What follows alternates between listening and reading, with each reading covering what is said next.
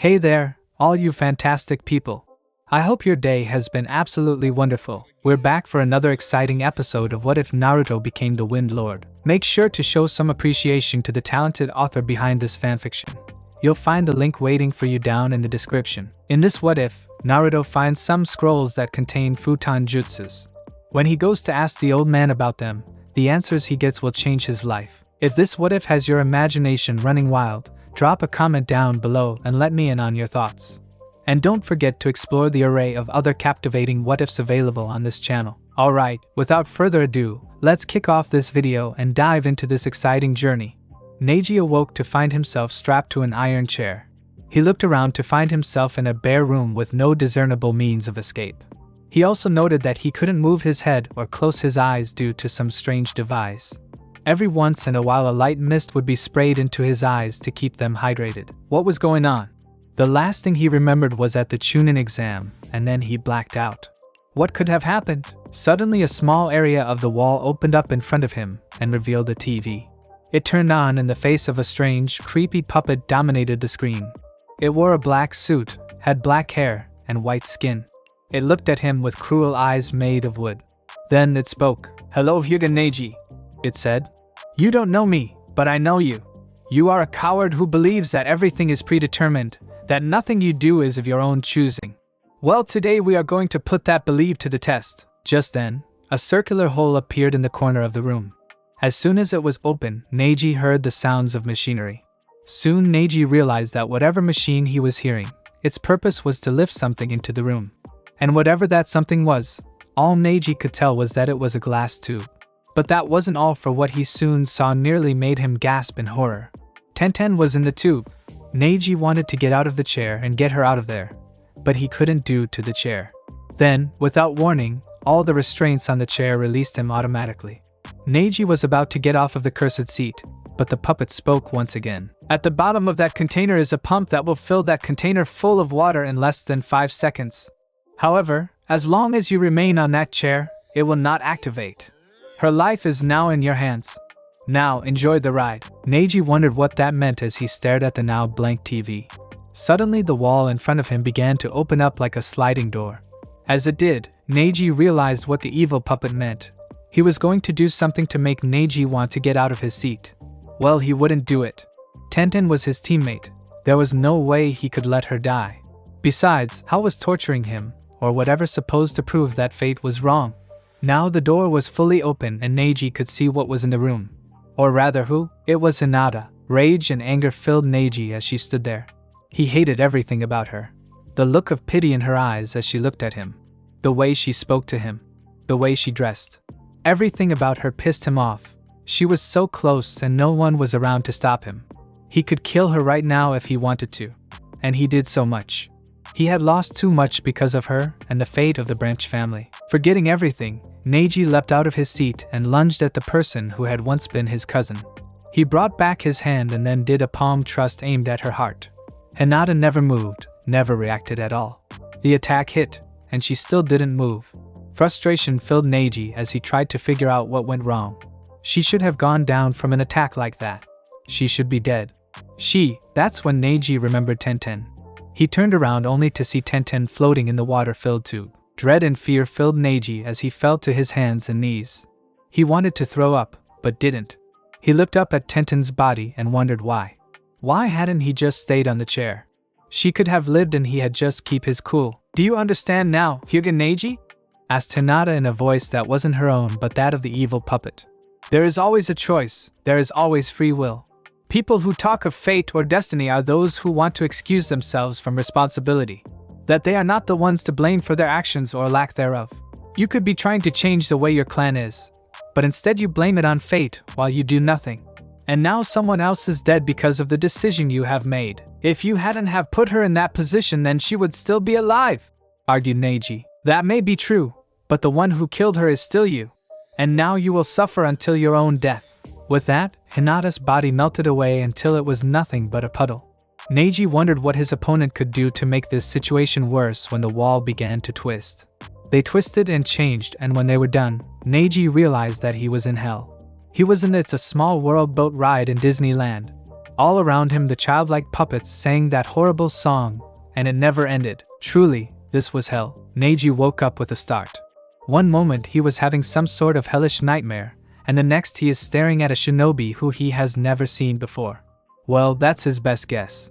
After all, not all shinobi were the same uniform. For that, he had Guy as the perfect example. Even so, this blonde-haired shinobi with a cane looked too weird. Well, said Urahara as he pulled out a fan and began to use it. Looks like even the pride of the Hyuga clan fell for that genjutsu. Not surprising seeing that they were aiming to incapacitate most of the shinobi and civilians. Or could it be that you fell for it because your Byakugan is underdeveloped? Neji growled. He didn't like the way this man was talking to him. Like he was some kind of useless rookie. The nerve. What's going on? He demanded. Urahara pointed his fan into the stadium. Neji turned his head to look, and what he saw was a battlefield. Konoha shinobi were fighting both Oto and Sune shinobi. In some instances it was several versus one. I have to help. Don't worry about this, said Urahara. Someone like you would just get in the way. Neji glared at him, but he knew that this man was right. Most of the people out there were Chunin and above. There were even members of ANBU fighting. All he would be was a distraction. Besides, there's somewhere else you have to be. Right now Naruto is going off to get his cousin back from Gaara. You want me to back up a guy like him? Demanded Neji. Urahara looked down at him with a cold gaze. Who ever said anything about helping him? Asked Urahara. I just want you to watch and see what happens. I have a feeling that it will be life-changing. And with that, Urahara vanished. Let's go, cried Koto to her cameraman. The two of them were on something that looked like a golf cart with a camera on top. As soon as she saw Naruto leave, she figured that he had to be going after Gaara. And something deep down told her that this would be the fight of the century. Well, there was also that fortune cookie that told her to follow her heart. Sure, she was missing all the blood spilling back at the village, but Yuri was covering it. This is Yuri reporting from the Chunin exams. Please, someone help me, whined Yuri. She wasn't like Kyoto at all, who lived for violence and watching people beat each other to a bloody pulp. She had only taken this job so that she could find a rich man and marry him. Was that so wrong? Elsewhere, several Otonins were walking through the village. Their job at the moment was to seek out anyone who could pose as a threat and kill them. After this was done, they were to make sure there were enough survivors for Orochimaru's experiments. Suddenly, the wall of a building not too far ahead of them seemed to explode. The leader of the group cursed, thinking that one of their own men had just gotten careless. As the dust settled, a figure seemed to emerge. His long black hair stood up in several spikes with bells at the end of each spike. A thin scar went vertically over his other eye. He wore the standard Jonin uniform with a sword at his side. And on his shoulder was a small pink-haired girl. "See Ken-chan," said Yachiru. "I told you I knew where we were going." There they are. Yeah, I guess you were right this time," said Kenpachi as he licked his lips. "But I doubt that these three bakas will even be able to scratch me." At that, the three Otonins raised their kunai. "Well, it seems like they got some fight in them. Alright, I'll make this interesting and let you guys make the first move. I won't even dodge or block. Come at me!" Sadly, the three Otonins took him up on his offer. They all threw their kunai right at his heart. True to his word, Kenpachi never moved and allowed them to hit him. However, they all seemed to bounce off his bare chest. "Looks like I won't be getting a sweat from you guys." And with that, Kenpachi pulled out his sword. Kankuro sat on a tree branch, sweating bullets as he tried to decide what to do. He had never seen Gaara act this way before. Not only had he disobeyed orders by leaving the village, he had also taken that chef with the horrible cooking skills.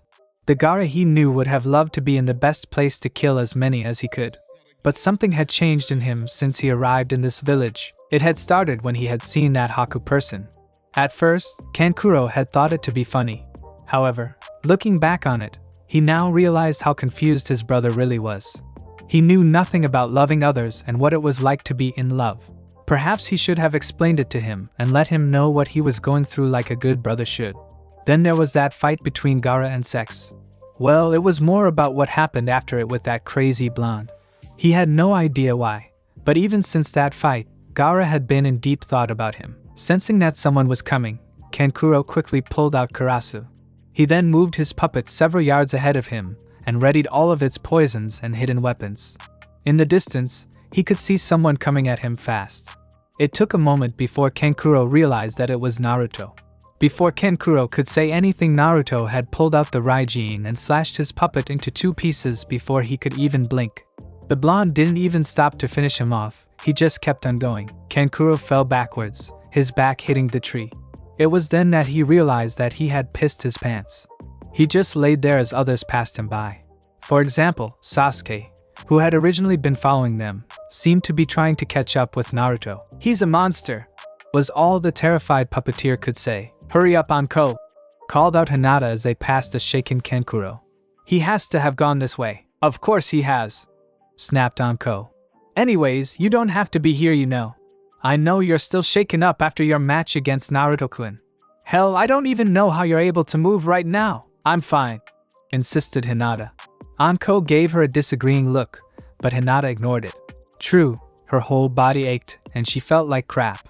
But knowing that Naruto was out here trying to get back his cousin made her force her body to move. She then looked at Anko. "Are you sure you don't want to get a shirt?" Anko looked down at her almost bare chest and shrugged. "I'm good," she replied.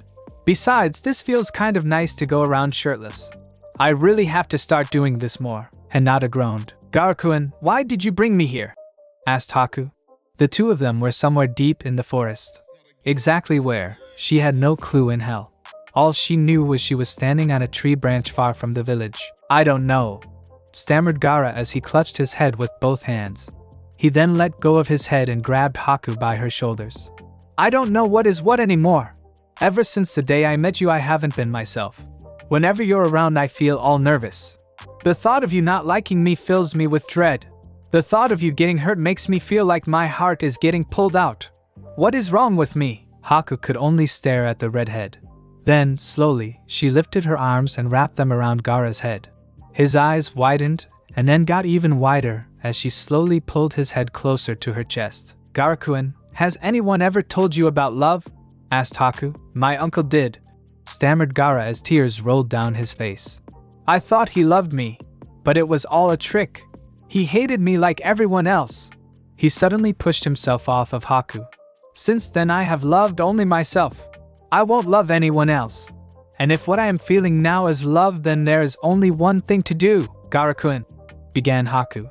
But she stopped as the sand in Gaara's gourd began to erupt from its container and merge with his skin. Soon, half of Gaara's face had changed into a creature with yellow eyes and wicked-looking fangs. Also, one of Gaara's arms hand transformed as well, making it look wicked and deadly. "If you die, then I'll only suffer for a little while," growled Gaara as he lunged at Haku. Haku held up her hands and prepared to create an ice wall to defend herself, but there was no need to. Naruto had flown into the scene and landed a punch on Gaara's transformed face, causing Gaara to be thrown to the side. However, Gaara grew a sand tail and used it to catch a tree branch so he wouldn't be sent to the forest floor. "This is Koto coming to you live as the face of the century is about to be fought," said Kyoto, who had just arrived on the scene. Her cameraman quickly got into position and the two were ready to roll. As they did, Neji, Hinata, Anko, Temari, and Sasuke all arrived as well. It seems that Gaara had planned on killing Haku, Naruto-kun's cousin, out here in the wild like an animal. Luckily for her, Naruto has arrived just in the nick of time along with the rest of us. But now Gaara has become a creature found only in nightmares. Kazeshu vs Sabaka no Gaara, who will win? She enjoys this too much," said Hinata. "Team!" growled Naruto. "What's your problem?" Gaara didn't respond with words. He instead raised an arm at Naruto. Well, I guess he did respond with words because he yelled.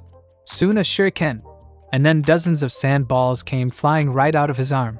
Does that count? Anyways, Naruto responded by spinning his arm around while keeping his palm flat. Soon, an almost flat disc of wind appeared an inch off of Naruto's palm, taking the form of a shuriken. Naruto then brought his arm down and took a position that looked like he was about to throw a frisbee. He then threw this wine shuriken at Gaara while yelling, "Senpa shuriken!" The two attacks collided and cancelled each other out. "Naruto Otoko, he's just like me," called out Haku. "Nani?" asked a confused Naruto. "Someone he cared about and thought that he cared about him betrayed him," said Haku. "The same thing happened to me and my Tucson. But I found Zabuza-sama and moved on. But Gaara-kun wasn't able to find someone like that." "Great, So he's like this because of his crappy childhood, thought Naruto. As the smoke cleared from the attack, Naruto saw that Gaara was almost completely transformed. Only his legs seemed to be still human, while the rest of him looked like some kind of beast. Like a biju. I bet that's why he was alone and had people try to kill him. Is that what could have been me? And what's with this Gaara-kun stuff? I won't let you end my existence, roared Gaara. He grabbed 2 trees and began to push his body backwards. He then used them to slingshot himself over to Naruto, who flew into the air to avoid the attack. But Gaara's tail was able to reach him. It grabbed him by the leg and flung him to the ground. Gaara looked down and saw Naruto lying there in a crater. You think you can stop me? My mother cursed me from birth. She knew this was my fate since before I was born. I am nothing but a self-loving monster, just like she wanted. Just then, Naruto poofed into a cloud of smoke, and the only thing that was in the crater now was a log. Gaara turned to look for Naruto, only to see him flying right at him with his newest jutsu. Rasengan! Yelled Naruto as he shoved the blue sphere into Gaara's chest. The effect was immediate, and Gaara was thrown spinning to the ground. When he landed, he created a much larger crater. Gaara, said Naruto as he looked down at the fallen shinobi. I know what it's like to have something trusted on you from birth. I know what it's like to be hated for something you never chose to do. I'm just like you, in more ways than you know. But when you stopped trying, that's when you gave up any chance of finding happiness. Shut up, wheezed Gaara. He slowly began to stand, and as he did that, he gave thanks to his sand for taking much of the blow. He probably had a couple broken ribs and some other injuries, but he was alive. If he hadn't made his sand denser than it had been before that attack of his, he would be dead. You understand nothing. You're not alone. You are weak. With that, Gaara seemed to explode into the sky. Within seconds, Gaara had become a huge tanuki. Oh my kami! Cried Kodo. Does anyone realize what this means? Gaara is a Jinchuriki, a container for a biju sealed within him. Then, to everyone's surprise, Naruto flew up and began to hover in front of Gaara, who was now more like a pimple on the giant. And it seems like Naruto-kun is going to be fighting that monster. I can only imagine the blood that will be spilled. Now entertain me, Uzumaki, said Gaara. Tanuki Nairi no Jutsu. As soon as he did that, Gaara fell asleep and the horror that was Shikaku was released. I'm free, cried the demon. I'm free at last. Thank Kami, I'm free at last. Now I can do all the things I've waited to, like peek at the girls in the hot spring. At that, everyone face faulted. Well, everyone but Naruto, who just had an eye twitch. Now to take care of this pesky little. Shikaku stopped in mid-sentence as he stared at Naruto, who just floated there. His eyes widened as he saw the resemblance on the man who had once kicked his large ass so many centuries ago. You. Can't be you, can't be. Long dead, long dead. Go away. Fūton Jutsus. Naruto could feel the chakra in that attack long before it hit him. Acting on pure instinct, Naruto began to spin his right arm around and created a twister around his fist. He yelled, Senpyuken, as he swung his fist at the air bullet and hoped for the best. What happened next was something no one had ever seen before. The two attacks seemed to fight for dominance while in midair, one trying to defeat the other. On the ground, Sasuke watched with his Sharingan activate. This is impossible, he thought. I can see the color of their chakra, and it's like Naruto's is trying to suck in the biju's chakra into the Senpyuken. Elsewhere, unknown to Naruto, something was going on with two people who would play an important role in the young blonde's life. With Tsunade, the stone around her neck began to glow. It was the same with Madara, whose stone was tied around his wrist. And elsewhere, the third and final stone glowed as well. But only Madara knew that, even if he still hadn't found it yet. Whatever the intent of Naruto's attack was meant to do, it failed as the two attacks seemed to explode. Everyone on the ground hung on to whatever they could for dear life. Meanwhile, the two locked in battle were thrown back. Shikaku fell back a ways and landed on his ass, while Naruto had been shot through 3 trees before landing on the ground. Ha! Laughed Shikaku. You tried to trick me! Trick me! Failed you did, failed, damn it! Growled Naruto. He knew that the fox was slowly fixing his body, but it was hard to move right now. It took everything Naruto had just to get on his feet. Looks like I'll need some help with this fight. With that, he bit his thumb and began to make a few hand signs before yelling, Kuchios no Jutsu! Moments later, there was a huge cloud of smoke that covered the forest, and when it vanished, Naruto was standing on the head of a giant salamander. Where am I? Demanded the large salamander. Been a while, hasn't it, Ryuza? Said Naruto. Well, if it isn't Naruto-kun, said the old salamander in the same way a grandfather talks to a grandson. It's been a while, hasn't it? So, why have you summoned me? It was then that Ryuza saw Shikaku. Well, look at what we have here. If it isn't Shikaku. Been a while since I faced the likes of his kind before. This could get interesting. Shikaku responded by yelling, Fūton Jutsus! At them, which Ryuza dodged with just a bit of trouble. After all, he wasn't the same young salamander he had been back in the day. This is unbelievable, cried Kodo. It seems that Naruto can summon, and not just anything but salamanders, just like Hanzo-sama. Could we be looking at the birth of a new legend in the making? Naruto, let's do this old school style, said Ryuza. Naruto grinned as he placed both of his palms on the boss salamander's head. He then began to push his wind chakra into him as Ryuza began to use his best fire jutsu. When it was ready, they both yelled, Katan, Sansho Inferno no Jutsu! The high-powered flames hit Shikaku, who yelled out in pain. When the flames died, everyone was shocked to see that from the neck down was made of glass. Shikaku continued to scream as his head began to slide off the body, and as it did, Naruto flew off Ryuza's head. The blonde made a dash in the air for Gaara and punched him in the face. Gaara woke up and immediately realized what was going on. Gaara then managed to twist his body so that he would land on a tree branch. Naruto did so as well, but with less grace. Both eyed each other and saw that they were both running on empty. Both were panting, had plenty of blood stains, and had half-closed eyes. Both either one refused to give up. How did you know hitting me would release me from that jutsu? Asked Gaara. I didn't, replied Naruto, which surprised Gaara. I just wanted to get you back for taking my cousin. I see, said Gaara. Look, we both are almost out of chakra, said Naruto. Let's finish this. With that, both of them leapt off their branches as they slung their fists at the other. Gaara hit Naruto first, but his physical strength was not enough to stop Naruto's fist. Naruto's fist impacted Gaara's face, and the Sunanin was sent flying to the ground faster than Naruto could fall. Once they were on the ground, Gaara just lay there staring at the sky. Slowly, he turned his head to look at where Naruto was, only to see Naruto was slowly dragging his way to Gaara with just his chin. Why? What makes him keep going? I won't cease to exist. I won't. But even as he thought that, Naruto still continued to make his way over to Gaara. He closed his eyes and began to remember the past. People calling him a monster, telling him to die. He then opened his eyes and saw that Naruto was slowly gaining speed and beginning to lift himself up. Little did they know that Koto had been the first to find them and was having the last moments of this battle broadcasted. No! Cried a scared Gaara. Stay away from me! It's painful, isn't? Asked Naruto to a confused Gaara. That feeling of being alone, I remember it. Being all alone from the start, with no one to help you. I was there, in that dark and lonely place until they came along. My friends. My family. They saved me from that place. And because of that, they mean more to me than anything else. That's why I have to stop you, before you hunt any of them. But why? Asked Gaara. Because they are precious to me, said Naruto. Was that it? Thought Gaara. Then, Gaara remembered something that Naruto had told him. About how much they were alike. Could it be that he holds a biju like me? Is that what separates us? I gave up while he refused to. He found what I wanted because he refused to give in, just like now. Stop it, Naruto Otoko! Cried out Haku as she appeared on the scene.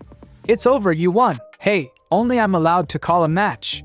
Yelled Kodo from her hiding spot from behind the bushes. This caused everyone to glare at her.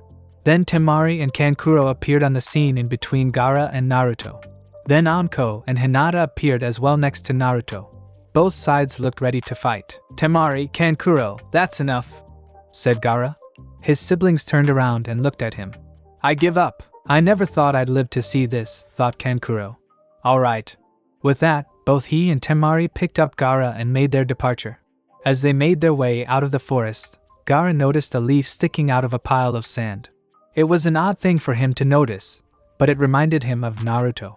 The blonde's words still echoed in his head and made him realize what he had to do now. Temari, Kankuro, I'm sorry, he said. Both Suna siblings were shocked to say the least.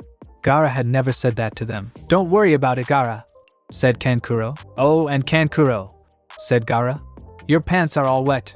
The jaws on both siblings dropped when they heard this. Then both Temari and Gaara began to laugh and Kankuro looked embarrassed as hell. And back with Naruto. I declare Uzumaki Naruto the winner of this match, said Koto as she picked up the unconscious blonde. And his prize is to come home with me. Let go of Naruto-kun, yelled both Anko and Hinata. Why? Asked Kyoto. It's not like he's your boyfriend. Yes, he is, said Anko with a smirk. We've even kissed. Lair, yelled Hinata. Naruto-kun and I kissed. Now I'm taking him back home and treating his wounds. Hinata made a dash over to Kyoto and took hold of Naruto. I'm telling you I kissed him, yelled Anko. She reached out and tried to take Naruto from Hinata, but Hinata jumped back to avoid her. Well, so did I, said Hinata. Then, a thought came across her mind. Wait a minute. Did we both kiss Naruto-kun? Hanzo walked towards the council chamber with a quickened pace. There were so many things to do due to the war that he was busy day and night. He had strategies to plan, troops to inspect, and many other things involved with fighting a war. But was he doing that? No. The council had called him from the front lines again. In Hanzo's mind they were useless. Just a bunch of old fools who cared more about the money in their pocket than the lives of their shinobi. They were the greatest evil on this planet, politicians. He had an idea on why they wanted to see him. Only a few days ago he had agreed to an alliance with a young group that wanted peace. Personally, peace didn't mean all that much to him. As long as there is conflict, shinobi will be needed. And what will happen to all the shinobi once all the conflict is gone? What will they do? But if they could help end this war so they could start rebuilding sooner, then he said why not get the countries to stop fighting for a while. Hanzo then came to the great iron doors of the council's chambers and opened them with a single push. The inside was lit with a few flickering candles. But even if there had been no light at all, he could have easily seen that there were 7 people in the room. 6 council members and 1 other. And that other person caused Hanzo's eyes to narrow. What the hell is he doing here? Demanded Hanzo as he pointed at Danzo. I see you haven't changed, Hanzo-sama, said Danzo. No manners at all. Hanzo just glared at the one-eyed shinobi. He hated Danzo and everything he stood for. Hanzo believed in fighting with all one's heart, and so while Danzo sought to create a soulless army. Hanzo, said one of the councilmen, we have heard of the illegal alliance that you have made with Yahiko and his group. They are a threat to our way of life and they have the potential to rip this country in half. So what are you going to do? Demanded Hanzo as he glanced at Danzo. Are you going to punish me and have one of your little puppets taking my position? Hanzo tightened his grip and readied himself. The moment they made a move, he would attack with everything he had. He remembered what it was like before he became the head of the shinobi. Back then their village was seen as a disgrace. A group of shinobi whose leader didn't do anything without the council's say-so. But when Hanzo came to power, things changed. Their shinobi got real educations, real equipment, and he made sure that they wouldn't be used as pawns to scum like them. No, said another councilman. You are to help out our real new ally, Danzo and his root forces. Nani, we have made an alliance with Danzo in order to strengthen our position in the shinobi world, said another councilman. They will help you eliminate this group, assist us with the war. In return, we will help him become the next Hokage. Hanzo glared at them all and released a massive amount of chakra and killing intent. It was so powerful that a couple of the council members were blown backwards. Danzo began to sweat, yet he calmly walked over to Hanzo with a slight smirk. When he was close enough, Danzo leaned over and whispered in Hanzo's ear, Tell me, how is your family? In an instant Hanzo felt his world go cold. His eyes rested on Danzo as a cold sweat appeared on his body. He knew what Danzo was capable of. He should have expected something like this. If only he had known Danzo would be here, then maybe. You bastard, was all Hanzo could say. Danzo said nothing for a while as he kept walking out the door. Now, let's talk about how we are going to deal with the peaceful little group, he said. Gritting his teeth, Hanzo knew that however it went he would be the fall guy. He would be seen as the betrayer. But if it meant that his family would be safe, then so be it. Little did he know that what would happen in the days that would follow would give birth to pain. It had been only a handful of days since that attack on the village, and almost everything was back to normal. Buildings were still being repaired, but life went on inside the village. Most of the people went about their daily duties while others worked to repair the village. However, there were some things that couldn't be repaired. One was the death of the Hokage. Almost everyone in the village mourned his death in their own way. Most left flowers on his casket and grave. Others drank to his memory. Jiraiya himself went to the old training grounds and remembered the days when he had just been a genin. Speaking of the old pervert, he was currently working on his latest novel on a roof when two figures appeared behind him. He turned around and gave the two a small smile. "How's it going, Jiraiya-sama?" said Urahara.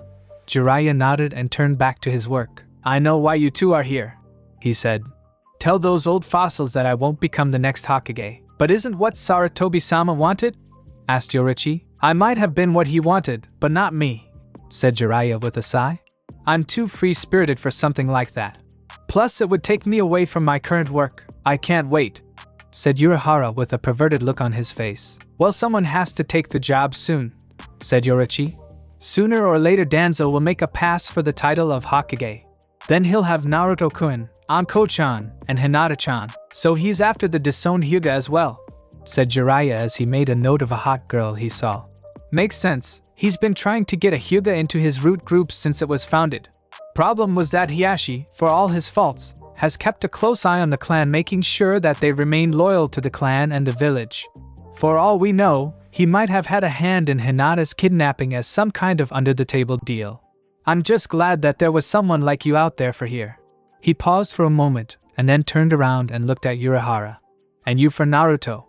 Nice work, by the way. Someone had to teach him the basics," said Urahara as he took out a lollipop and began to lick it. "Kakashi sure has been absent when it came to Naruto. Did he hate his sensei that much?" "No," said Jiraiya as he got up. "He hated the boy's mother that much." Yorichi's eyes widened and Urahara dropped his candy. "He hated Kushina? Was that even possible? Don't worry about the title of Hokage. I know that there is one other who has the power and support to become Hokage. And all I need is one Gaki to get her." Sasuke walked down the streets of the village with a scowl on his face. Kakashi had summoned him for some reason, but at the moment he didn't care.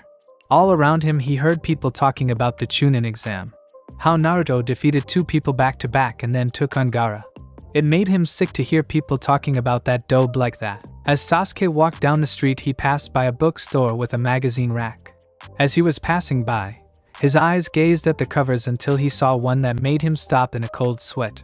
On the cover of Teen Shinobi magazine was a picture of Naruto with his Senpyuken activated. Forgetting to meet with Kakashi, Sasuke quickly bought the magazine and went right to the article which had been about the Chunin exams. Every year the hidden villages allow several of their students to become genins, it read. And this year, in Kanahigakure, several rookies were allowed to partake in the biannual Chunin exam. At the time it seemed like their senseis had made a mistake to allow such a group to attend this difficult and deadly exam.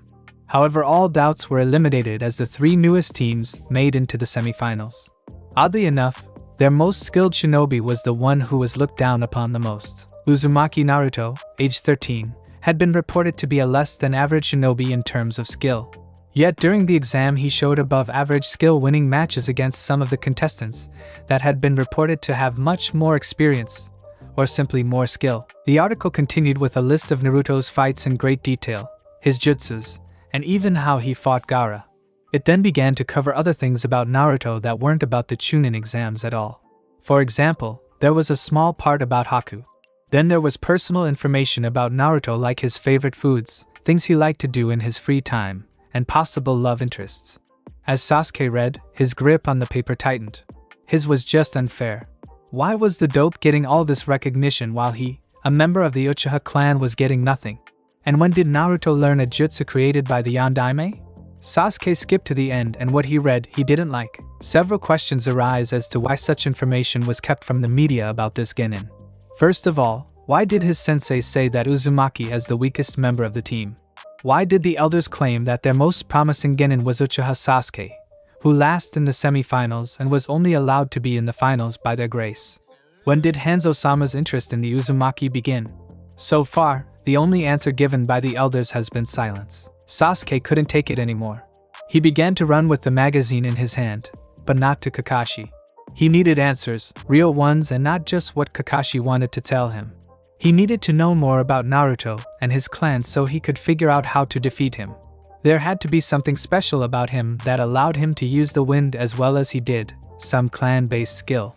And the best place for him to find any answers was the library. It took Sasuke about 10 minutes to get there. He entered the building and made his way down to the archives which were in the basement. It held all sorts of newspaper clipping going back at least 100 years. Also, there were many old books that had been collected over the years. Many of them were about various clans all over the world. Others were about legends or wars. And perhaps there were a few on the theories behind some forbidden jutsus. There was no better place to learn about Naruto. Sasuke-kun! Came a shrill cry behind Sasuke. He turned around and saw Sakura and sweat dropped. Time here had not been good on her. She had gained at least 10 pounds. Her skin had become a bit whiter, and she had some acne. You came to see me? Yeah, lied Sasuke, and he looked away for a moment as hearts appeared around Sakura. Sakura, I need your help. I'll do anything for you, Sasuke-kun. She replied. Great, he replied. He then paused for a moment and took a deep breath. I saw something very odd. I was wondering if it was possible for a jutsu to absorb chakra. Well, there are shinobi out there that have the ability to absorb chakra, said Sakura. For example, the type of insect the shino uses which eats chakra. There are also shinobi who can absorb chakra from either parts of their body or their whole body. In their cases, their chakra is somewhat special, which allows them to bond with other people's chakra and then separate it from either their bodies or their jutsus. There are also jutsus out there that allow shinobis to do this for a short amount of time. I see, said Sasuke. But have you ever heard of someone who could drain chakra from something like a demon? Sakura brought her hand to her chin and began to think about it for a while. Well, she began. If you were talking about a biju, then there is a record of one person with that power. Senju Hashirama, the Shodai Hokage, did have a power similar to that. However, he was only able to suppress their chakra. Sasuke-kun, why are you asking me these questions? When I saw the Dobe fight Gaara, he used his Senpuken against one of that thing's jutsus. While my Sharingan was activated, I was able to see the color of their chakras. And for a moment it appeared that the Senpuken was taking in some of Shikaku's chakra and then uses it against him. However, it seemed to fail for some reason. Well, of course it did, said Sakura. Naruto Baka was using it after all. I bet if you knew how to do the Senpuken then it would have worked. A small smile appeared on Sasuke's face as he nodded. He was an Uchiha after all. Sakura, I need you to help me research, he said. Naruto was panting hard as he pressed his body against the side of a building in an alley. His stomach growled, but he couldn't let that bother him now. There was a chance that either Anko or Hinata could be in the area. Since he had escaped from the hospital, he had been spending most of his time in the sky in order to avoid the two girls. Both seemed to think that he was two-timing them. Was it his fault that they kissed him on the same day? Suddenly a hand appeared on his shoulder, and Naruto flew up into the sky. Or rather, he tried to, but the hand kept him grounded. Slowly, Naruto turned his head and saw that the one holding him to the earth was Jiraiya. Hey there, Gaki, he said with a grin. I need you for a mission.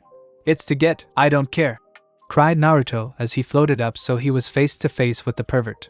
I'll go! The next day, Naruto and Jiraiya were in a small village.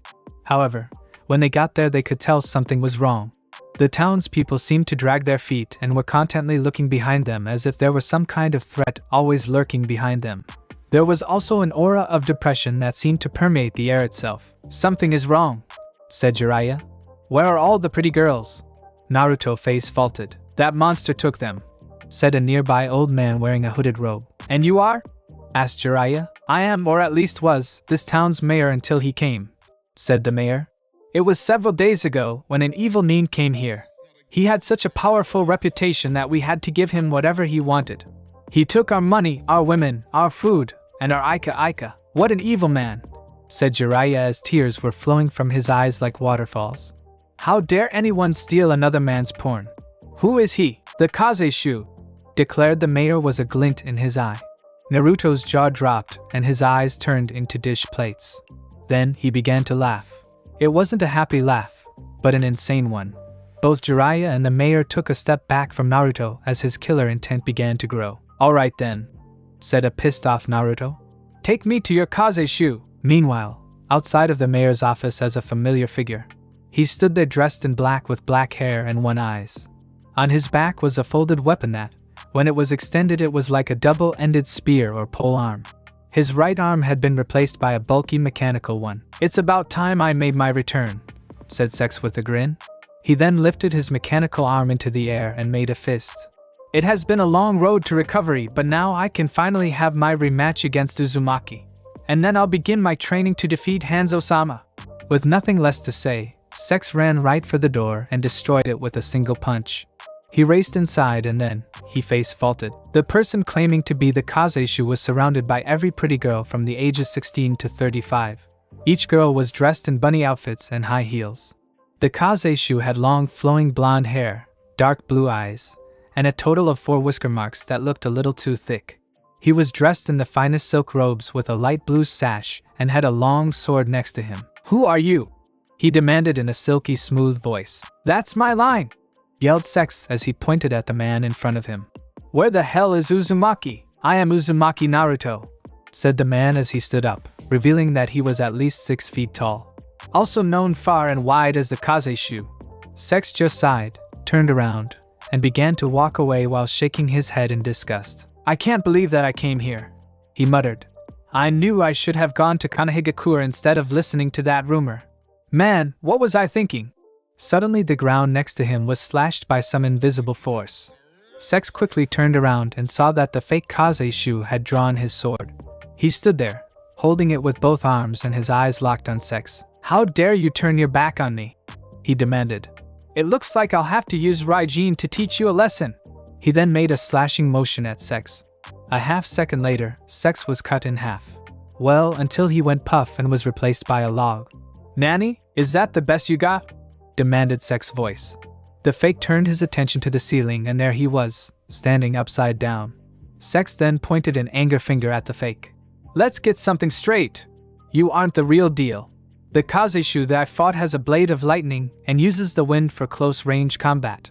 He's also a spiky-haired midget. Cammy, didn't you see him on television during the Chunin exam?" Excuse me," said one of the girls. "We don't get cable in this area." "Forget that," said another girl. "Are you telling me that we have been afraid of a fake for the last several weeks?" Sex nodded until the fake began to laugh. "It is you who fought a fake," said the fake. "There is only one person who Sansho no Hanzo gave the title of Kazeshu to, and that is me. Once I kill you, I will silence that lying tongue of yours." With that, the fake slashed at Sex once again and sent what looked like a large blade-shaped burst of wind at Sex, who simply released his chakra to avoid it. But the fake didn't stop there. He had already sent another wind slash at the area where Sex would land. Sex smirked as he realized this and pulled out his blade and began to spin it. He then yelled, "Kakijitin!" as flames burst out from the blades. Sex then adjusted his fall so that his weapon would reach the ground and the oncoming attack first. And while wind is best suited for cutting, it was still weak against fire. The two attacks connected, and the flying wind blade burst into flames as the titan blade pierced the floor with Sex held onto it upside down. Sex quickly got his feet back onto the ground and was about to attack when they both heard someone yell, "Senpyukin!" from outside. Then they both heard the sound of a fist and a yelp of pain. "What was that for Ero Sennin?" yelled Naruto's voice. "Think Gaki," yelled an older voice that Sex didn't know. "You might hurt all the pretty women in there. I just wanted to make a cool entrance," muttered Naruto. Moments later, the two of them had walked through the entrance and stood facing the fake. Naruto, it seemed, was still sulking a bit as he had his arms crossed and was looking away from Jiraiya. "It seems that more fools dare to challenge the power of the Kazeshu," declared the fake as he readied his sword. Naruto looked over at him and then at Sex. Naruto rushed over to the aim mean and began to stare at his new arm. "Wow!" cried Naruto as his eye lit up. "That's so cool! Hey, focus!" barked Sex. He then turned to look at Jiraiya, who was still standing at the door. "Hey, who's the old guy? You mean Ero Sennin?" asked Naruto. "Don't call me that!" yelled Jiraiya. "I am Jiraiya of the Sannin." Sex nodded and turned back to the standoff. He was about to attack when Naruto took several steps forward. Sex eyed him for a moment and then relaxed a bit. He understood what Naruto wanted. This was about his honor and name. He had to finish this fight himself. "So you're the baka who has been using my name," said Naruto as he made a cross-shaped seal. "Now it's time to pay. Kage Bunshin no Jutsu." 4 more Narutos appeared and then all 5 of them took out their Raijins and activated them. The fake began to tremble and sweat as all 5 of them flew towards him. "It's as if they are flying at me instead of leaping through the air," thought the fake. Could he be the real one? With a scream, the fake launched the same wind attack as he had been using against Sex. However, all of the Narutos dodged it with ease. He tried to attack again, but it was too late. 4 of the Narutos parried with sword with their own. Now, while his sword did have wind chakra surging through it, it was still no match for 4 Raijins. Not only was his sword destroyed, but he also received a nice electric shock. And as he fell to the floor, the clones vanished. Behind him was the real Naruto with his Raijin pointed at his back. "Alright now," said Naruto.